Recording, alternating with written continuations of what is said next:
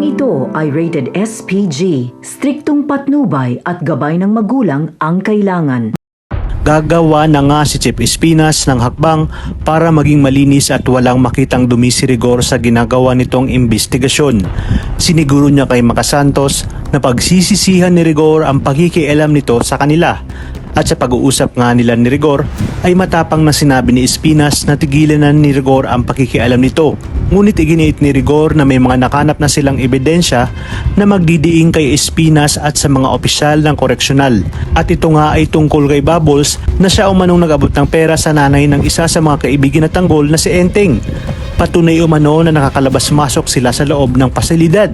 Sa kabilang banda, walang kaalam-alam si Espinas na tumakas na pala ang ating bida kasama si Marcelo.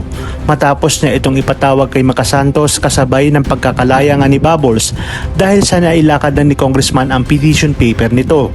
Dito sinabi ni Espinas na paniguradong walang makikitang butas si Rigor dahil nakatakas na nga umano si Tanggol at pakakalaya na si Bubbles.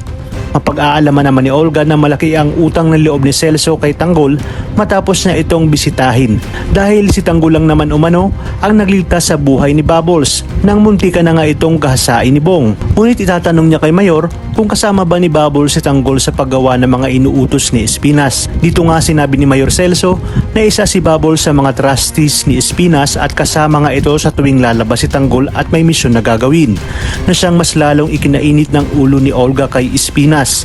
Dagdag pa ni Mayor Celso na tila napapansin niyang may patingin nga itong si Bubbles kay Tanggol. Kung kaya dito napaisip si Olga na paano na lamang pag nakatuluyan at nahulog si Bubbles kay Tanggol at nalaman nito ang kanyang tunay na pagkatao. Tiyak umanong mahihirapan siyang duweltahan si Tanggol dahil masasaktan nga itong si Bubbles. Kaya naman nakaisip siya ng bagong estratehiya na kunin ang loob ni Tanggol at mag-alok siya ng tulong upang matuntun si Ramon at pagsubungin nga ang mag-ama.